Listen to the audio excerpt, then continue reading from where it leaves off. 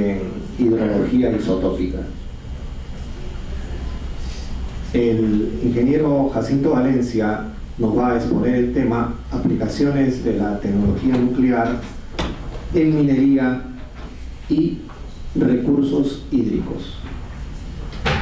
Dejo en uso la palabra al ingeniero Valencia. Gracias, Edgar. Buenos días.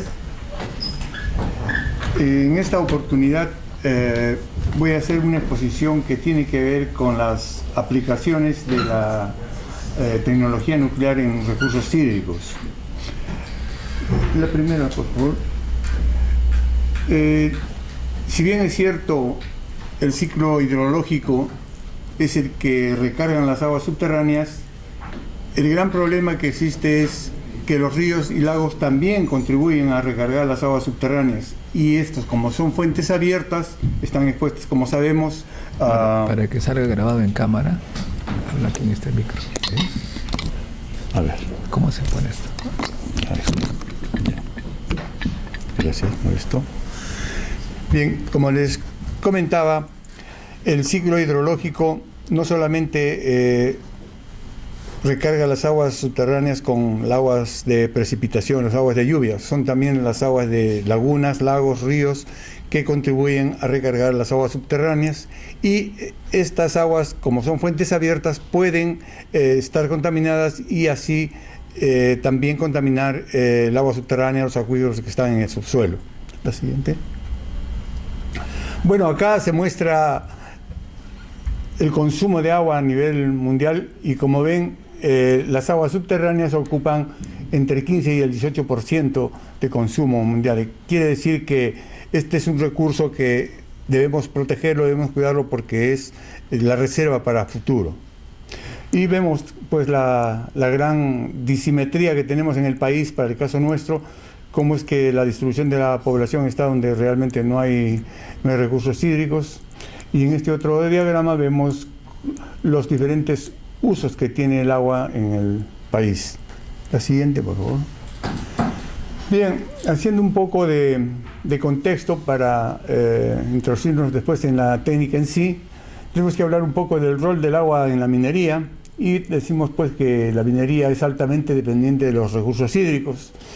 El acceso sostenible al agua es y seguirá siendo un desafío para la minería, porque donde no hay agua es bien difícil que se opere en minería. Tenemos el caso de Cerro Lindo, acá en Chincha, que están utilizando agua desalinizada de mar para hacer su operación. Entonces vemos que es fundamental el recurso para que pueda proceder la actividad minera. La inversión en minería es de alto riesgo y de lenta maduración, requiere condiciones jurídicas estables. Evidentemente es una actividad que en los primeros años implica un alto riesgo. De 1000 prospectos, de repente uno puede resultar un depósito mineral, un yacimiento mineral, una mina. En general, el tema del agua muestra un creciente grado de conflictividad. Bueno, lo sabemos a través de los medios, las revistas especializadas. El problema del agua es un problema realmente bastante álgido en el país y en todo el mundo. La siguiente. Bien, la relevancia del agua y el recurso mineral. El recurso mineral no tiene valor en sí, ¿no? Es la minería lo que lo pone en valor, lo cuantifica, lo evalúa y puede dar la luz verde para que opere una mina. Pero esta mina no puede operar, como les decía anteriormente, si es que no dispone de la suficiente cantidad de agua para su operación. Por lo tanto, debe de ser cuidado como tal para una producción y aprovechamiento sostenible. Siguiente, por favor. Otro concepto que es fundamental para poder conceptuar el recurso agua es saber cómo las personas tienen diferente concepto de lo que es el agua. Por ejemplo, para las comunidades altoandinas el agua es vida. Evidentemente los glaciares saben que al derretirse cargan el agua subterránea y después aparecen en los manantiales. Igualmente hacen su agricultura con el agua de lluvia en las zonas altoandinas. Y para la ciudad es un servicio, uno abre el caño y tiene el agua para disponerla, ¿no? Entonces esos diferentes conceptos hacen que el agua tenga diferente valor para cada comunidad, para cada sociedad. Por ejemplo, la minería es un insumo en los procesos. Para la minería el agua es un insumo. Si no hay agua, como les decía, no puede hacer una operación eficiente en una mina. La siguiente. Bien, en este preámbulo ya les he puesto más o menos en contexto cuál es la importancia del agua.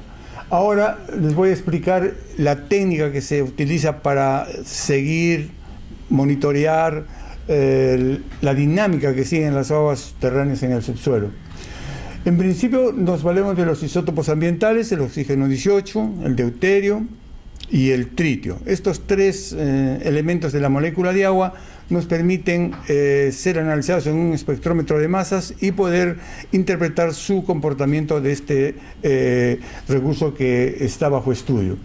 Dentro de los isótopos ambientales, los que nos interesan sobremanera son los isótopos estables, el deuterio y el oxígeno 18, que son los isótopos más pesados de la molécula de agua, y que estos van a ser los que los vamos a monitorear a través de todo el flujo del agua subterránea en el subsuelo. Siguiente, por favor. Bien, acá hay una representación gráfica. Tenemos los tres isótopos de hidrógeno, el protio, el deuterio y el tritio. Este tritio es radiactivo y nos permite también obtener información valiosa del agua subterránea al permitirnos determinar la edad que está el agua bajo el subsuelo, es decir, el momento, el tiempo que ha permanecido aislada de la atmósfera el agua, y por eso que podemos decir esta agua se demora tanto tiempo estar en el subsuelo antes de salir a través de un manantial o de un pozo de explotación. Acá los isótopos importantes del oxígeno en la molécula de agua, el oxígeno 16, 17 y 18. El que nos interesa sobremanera es el oxígeno 18, por ser un isótopo bastante pesado y que es el que se le monitorea en el ciclo hidrológico. La siguiente, por favor. Bien, ahora acá tenemos el ciclo hidrológico. Digamos que el agua se evapora del mar y al elevarse a la atmósfera se condensa y por el viento es llevada hacia el interior del continente, y en este trayecto esta nube cargada de agua va a ir precipitando conforme va ascendiendo en altura, en altitud, y va cayendo una lluvia con una determinada característica isotópica, de tal suerte que al llegar a la parte alta, a la alta cordillera, llega una nube bastante liviana, una nube cargada de un agua muy liviana, y la precipitación que se produce acá va a tener una marca isotópica muy característica, que si nosotros hacemos un pozo de explotación de agua subterránea acá, vamos a tener una determinada composición isotópica del agua y vamos a poder saber si esta agua ha sido recargada en el mismo lugar o a media altura o en la alta cordillera. Además, también tenemos la contribución de lagos, el agua de ríos, que pueden, al infiltrarse, contribuir a recargar las aguas subterráneas. Todo eso lo podemos analizar en las muestras que tomemos del agua del pozo o manantial que estemos examinando. Como ven, acá está el perfil, como los isótopos pesados, oxígeno 18 y deuterio, se van empobreciendo, es decir, se van haciendo más negativos conforme uno va ganando en altitud. Bueno, y acá la representación, el diagrama de lo mismo que se explica. Esto es la red global mundial que tiene el Organismo Internacional de Energía Atómica que mencionó el ingeniero Sebastián, donde se tienen registradas todas las estaciones donde se hace muestreo para los análisis isotópicos del agua. En esta fotografía de acá estamos ilustrando la toma de agua en el lago Titicaca para conocer la composición isotópica del agua en profundidad. Nosotros sabemos que las aguas, cuando están estancadas, tienen cierta estratificación por temperatura y también guarda relación con la composición isotópica. Es decir, eso depende del tiempo en que se renuevan estas aguas. Y acá un equipo de última generación que permite dar la composición isotópica de un agua de lluvia. Acá está el subpluviómetro y la podemos recibir esta información en el laboratorio, en la oficina directamente. La siguiente, por favor. Bien, estos son los flujos de las aguas subterráneas. Supónganse que este es un corte del Perú mirando hacia el norte a la altura de Lima, y vamos a ver que los flujos pueden ser un flujo local de una lluvia muy focalizada, se infiltra y hay un tipo de composición isotópica para este tipo de flujo. Un flujo más, digamos, más grande, un flujo que tiene una mayor distancia de la zona de recarga, va a tener más o menos esta característica. Y las aguas de la alta, que llueven, que caen en la alta cordillera, que se infiltran y pueden, a través de ciertas estructuras hidráulicas naturales en el subsuelo, pueden ser trasladadas grandes distancias y salir hasta en la costa la costa pacífica, en nuestra costa. Entonces, lo que se expresa acá es de que los flujos pueden ser muy restringidos, locales, medianamente intermedios, y los flujos regionales grandes, como los que se puede evidenciar en la zona de Ica, que se recargan en la parte alta de la cordillera y se beneficia en el propio valle. La siguiente, por favor. Acá ya lo que se muestra es en sí la técnica que consiste básicamente en este diagrama, que es oxígeno 18 versus deuterio, y la línea meteórica, que obedece a una fórmula matemática, donde vamos a plotear todos los resultados que podamos obtener de un muestreo que emprendamos de un pozo, de la siguiente manera. Si nosotros tenemos perforado un pozo y está en explotación, en primera instancia este pozo va a surgir agua del entorno, es decir, agua dulce, durante un tiempo, y si lo llevamos a un espectrómetro de masa nos va a dar un valor isotópico, y ese valor isotópico puesto en el diagrama que demostré inicialmente va a marcar su composición isotópica. Si seguimos explotando este pozo y seguimos analizando sus muestras, vamos a ver que en el tiempo va a comenzar a inducir agua de la zona más cercana, un agua superficial, y acá ya la composición isotópica del agua va a ir cambiando. Vamos a ver que se va a aproximar a la composición del agua de mar, y entonces ya tenemos ahí una respuesta de los isótopos frente a un tipo de agua que podríamos pensar a primera vista que es la misma agua, pero en realidad no es la misma. Acá en el subsuelo ocurren varios fenómenos de transmisión, de conducción del agua subterránea, y hacen que podamos perfectamente ver si hay problemas de contaminación, problemas de intrusión marina, es decir, podemos perfectamente, analizando este diagrama, poder llegar a establecer qué es lo que está pasando como hidrodinámica en el subsuelo. La siguiente. Acá he puesto a título de ilustración uno de los últimos diagramas que hemos hecho de un estudio en una minera, para determinar que realmente su presa de relaves tenía algún tipo de filtración que contaminaba las aguas del subsuelo. En efecto, acá está la línea meteórica, y acá caen todas las muestras de los manantiales que están muy próximos a la zona de la presa de relaves. Tenemos muestras del subdrenaje, muestras de pozo, muestras de los propios manantiales y muestra del agua de la relavera, el pondaje de la presa. Analizadas estas muestras por la técnica isotópica, hemos visto que nos dan básicamente este tipo de diagrama. ¿Y qué significa? Significa que las aguas de manantial son, tal como son, aguas de lluvia infiltradas y tomadas a través en el punto de surgencia.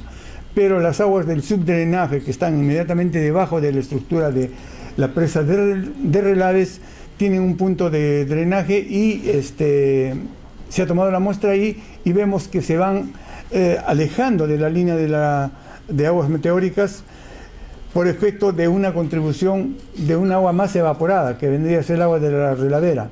Esto nos está indicando de que hay una contribución, hay una mezcla del agua originalmente, el agua subterránea, con el agua evaporada de la relavera, y poder, por ese hecho, decir de que la presa de alguna forma tiene una filtración hacia el subsuelo y está contaminando las aguas subterráneas.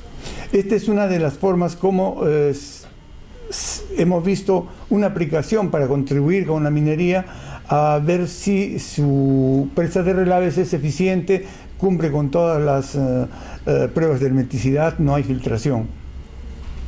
También esta misma técnica la podemos utilizar, como dijo el ingeniero Sebastián, en estudios de geotermia. Efectivamente, si nosotros tenemos establecido un sistema geotérmico, lo que no sabemos es que si ese reservorio va a ser sostenible en el tiempo cuando se esté explotando la energía geotérmica.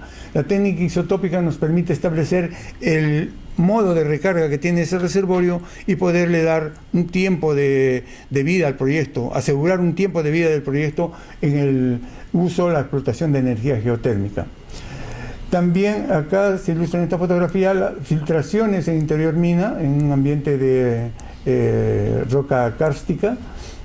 Acá igual otra filtración, y esta es una presa de relaves cubierta con su geomembrana, su geotextil, pero aún así por el efecto de presión litostática, confinamiento de los materiales, siempre el material, por ser digamos un material plástico, llega a ceder y se fisura por alguna razón y puede dar lugar a las filtraciones de las presas.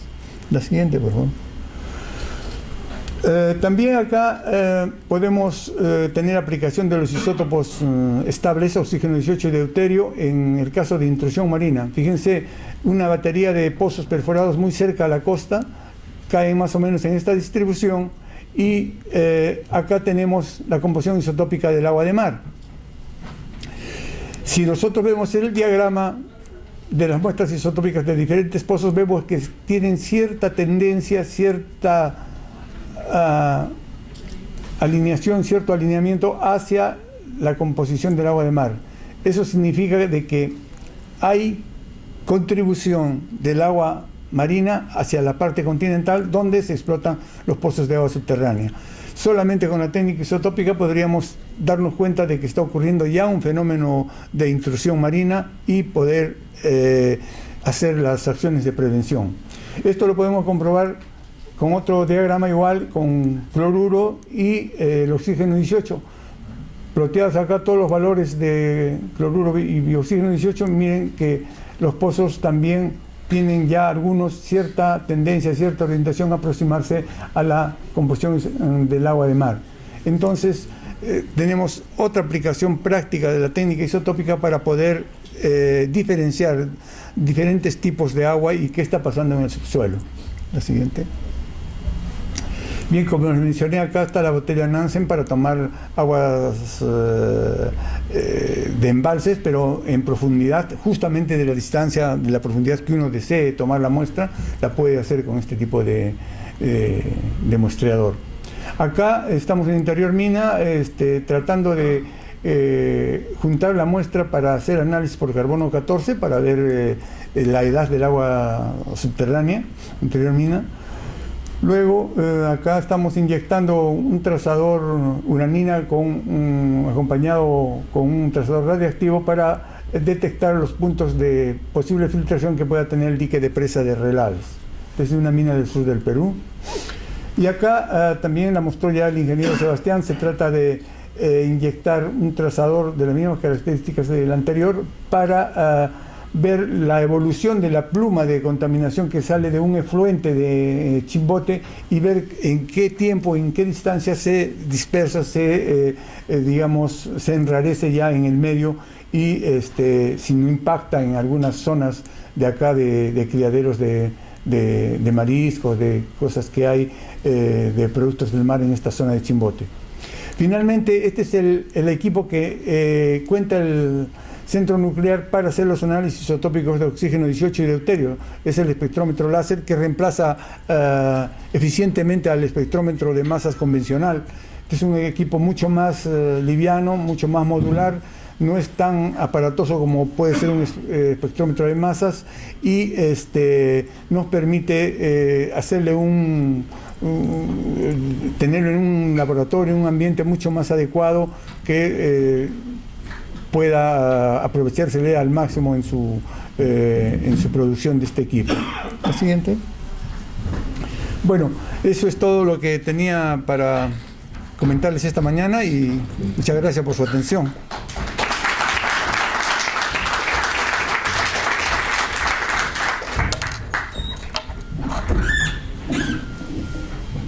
agradecemos la presentación del ingeniero Jacinto Valencia Herrera, la interesante presentación sobre fundamentalmente hidrología isotópica, y vamos a pasar una ronda de preguntas, unos 5 minutos, unas 2 o 3 preguntas, por favor. Quienes formulen las preguntas, les voy a agradecer que se identifiquen previamente.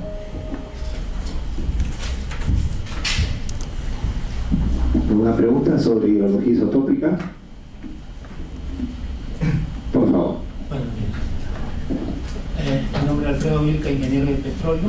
¿La técnica isotópica se puede aplicar en pozos de petróleo para determinar el tipo de agua? Sí, en el caso de la explotación secundaria, cuando se inyecta agua, podemos saber si está teniendo respuesta la inyección secundaria que estamos, la explotación secundaria, al inyectar agua al reservorio.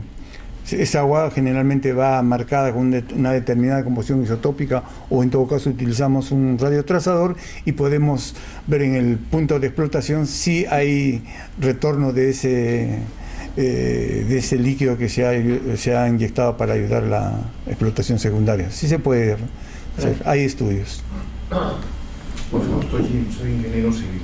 De la experiencia que tiene usted, ingeniero, ¿qué se puede hacer para recargar el acuífero de Lima y el acuífero, digamos, de lo que es Ica? Y de la medida que usted propone, ¿en qué porcentaje se puede, digamos, disminuir el problema, ¿no? Porque tanto en Ica la napa sigue bajando, en Lima también. Entonces, digamos, bueno, pedir, digamos, de que nos equilibremos y no siga bajando, yo creo que no sé hasta qué punto sea posible, ¿no? Pero ¿qué cosa es lo que usted propone, según su experiencia? Bueno, recargar. La recarga puede ser natural, ¿no? O puede ser artificial, inducida.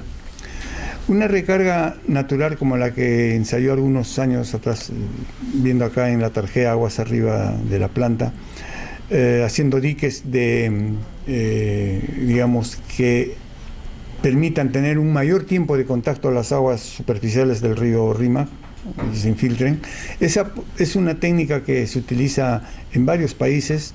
Aparte de eso, se utiliza lo que se llama balsas, es decir, en la época de avenida, derivar el agua hacia estanques aledaños al cauce del río y dejarlos ahí que se infiltren en el tiempo. Es decir, aprovechando las épocas de avenida. Eso lo hacen en España, lo hacen en Europa para poder recargar su acuífero. Pero lo que implica ahí es que hay que tener mucho cuidado desde el punto de vista ambiental para evitar que no se infiltre agua de mala calidad. Si estamos infiltrando agua de mala calidad, estamos agravando el problema, ¿verdad? Entonces, ese caso para Lima yo creo que no va a funcionar. No va a funcionar porque sabemos que el río Rímac trae una serie de elementos que la hacen de mala calidad del agua que ingresa a la Tarjea, y por eso que el proceso de potabilización es difícil. Creo que para dar una respuesta que pueda satisfacer y qué hacer para Lima, para quitarle el estrés del agua, es un poco difícil. Creo que los trasvases que se están haciendo en las partes altas de revertir el drenaje que inicialmente o naturalmente va hacia la cuenca del Atlántico a través del río Mantaro, revertirlo hacia la costa, hacia la cuenca del río Rímac, es una buena medida, creo, por lo pronto, para poder no hacer que descienda mucho el nivel freático de las aguas subterráneas en el acuífero de Lima. Las soluciones vienen más, creo, por los trasvases para el caso de agua de Lima, no tanto de, digamos, explotar o sobreexplotar el agua subterránea del acuífero de Lima. Creo que debemos usar más agua superficial, es decir, hacer el uso integrado de los recursos hídricos, agua superficial cuando la hay y subterránea cuando el agua superficial no existe. Para Ica, como usted sabe, hay bastante necesidad de agua, y la única salida que tienen es utilizar las aguas de las lagunas que están en la parte alta y que esas tampoco llegan a satisfacer toda la demanda que hay de agua, por eso que se sigue explotando el agua subterránea. Sin embargo, hemos emprendido conjuntamente con el ANA un estudio integral en la zona de Ica para diagnosticar realmente el problema que ocurre desde el punto de vista de aguas subterráneas en Ica. Porque habíamos visto que desde el año 70 se recomendaba que se apliquen técnicas isotópicas en el acuífero de Ica y nunca se utilizó. Sin embargo, la explotación de aguas subterráneas sigue avanzando hacia la parte del desierto, hacia Villacurí, Lanchas, toda esa zona está siendo súper explotada y hay respuesta. Los pozos que se perforan encuentran agua. Quiere decir de que hay un dispositivo de un sistema hidráulico natural en la cuenca del río Ica o Pisco que recargan las aguas subterráneas de la cuenca del río Ica.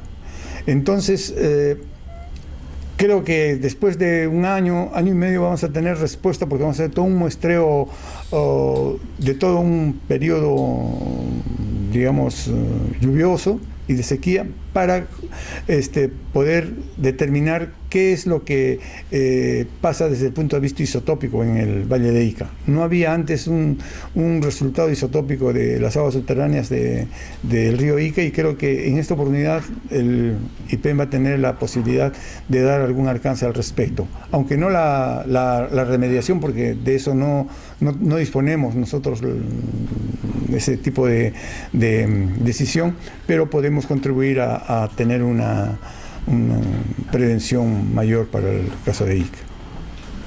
¿Qué grado de dificultad habría en encontrar un túnel como el túnel que tenemos acá cerca de Lima? Esa es una muy buena propuesta, ¿no? Porque hay en algunos lugares del interior del país, por ejemplo en Cusco, que utilizan las galerías filtrantes, donde hacen túneles y siempre van a impactar fracturas, fallas con agua subterránea y esa la van colectando y van abasteciendo a alguna población, algún poblado del interior del país. Yo creo que eso es una buena medida. El ejemplo lo tenemos en el túnel Gratton, donde más o menos 4 metros cúbicos de agua ayudan a abastecer a la ciudad de Lima. Si no hubiera sido eso, quizás estaríamos en una situación mucho más crítica en cuanto al suministro de agua.